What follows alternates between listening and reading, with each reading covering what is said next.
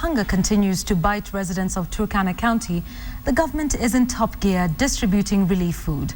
But with most of this food aid being maize and beans, how will the starving Turkanas cook this meal with the scarce water they have? And are the nutritional demands of the most vulnerable, children, being put into consideration?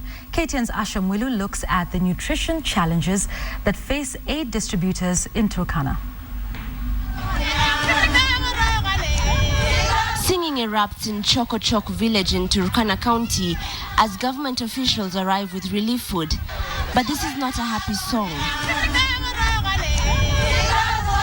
They are lamenting, wondering how long the government will sit and watch as the Turkanas continue to die of hunger. Under the scorching sun, they have waited hours for food to arrive. Almost every single woman in this group clutches onto the most precious commodity, water. But it's ironic, the type of food the government has chosen to distribute. Wanjiko Wairia spent nearly 5 years in South Sudan as a nutritional expert during the war period. She says, in her experience in dealing with malnutritioned people, distributing maize and beans during famine is not a well-thought-out plan. By the time somebody is severely malnourished, the system has literally shut down. In fact, your body is eating itself. So even trying to put in solids as a solid, whether it's maize or beans or whatever it is that you're giving them, or even ugali, assuming you're even trying to be very kind and give them ugali, it becomes a big challenge for the body to digest. But the government knew all this beforehand. According to a report by a nutritional working group in Turkana, by August last year, the National Drought Management Authority had confirmed that 93,900 people in Turkana were at risk of acute food insecurity. A total 69,800 required food assistance. But these scenes from Turkana District Hospital shows just how little has been done to intervene. They're reminiscent of the scenes from the last famine in 2011. Kenyans went into an immediate frenzy to donate food aid.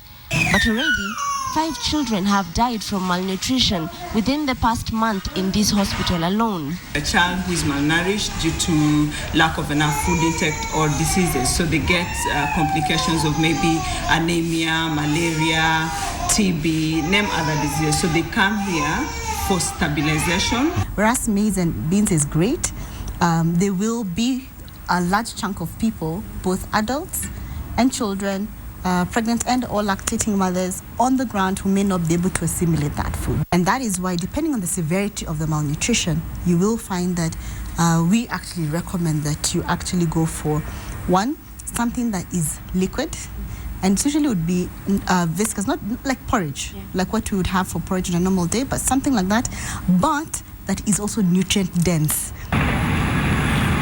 Perhaps the biggest irony of all is Kenya's response to her crisis-hit neighbor, South Sudan. While evacuating Kenyans in December, the military ferried tons of ready-to-eat relief food in form of baked beans, biscuits, and water. But in Turkana, the best they've done is maize and beans.